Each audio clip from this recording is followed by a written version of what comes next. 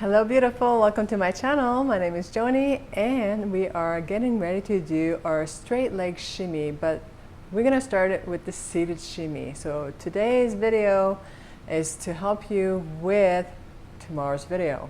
Okay, so you want to make sure when you're doing your seated shimmies that your heel will not move forward and back, they stay put. And we're going to do the same thing as we've been doing for all the other videos, which is our rhythm, 4 different rhythm, which is our, let's start with the right leg. Knee goes up, and the goal is to do the counts going towards the back to the floor. So it would be 1, 2, 3, 4. 1, 2, that's your first. And then your second is single count, which is your base.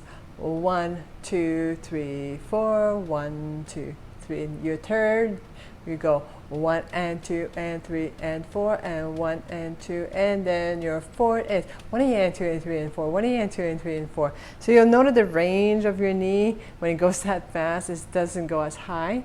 So that's what you want, because faster you go, the range of motion is smaller. Now we're going to be alternating also. Okay, we'll be going into our low rhythm. 1, 2, 3, 4. 1, 2, 3, 4. Single count.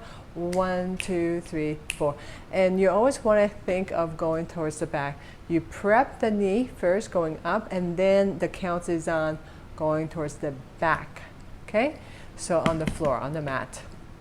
What else? So if you found that make sure that you're not rounding your back, make sure you keep your spine nice and tall. You could put your hands behind to help you. And what else? I'm going to be doing some stretches in between, so I'm going to relax. At any time you find that you're going to a spasm, your legs are cramping, stretch it out. Take your time, just stretch it out, and then go back to it. All right? Let's shimmy.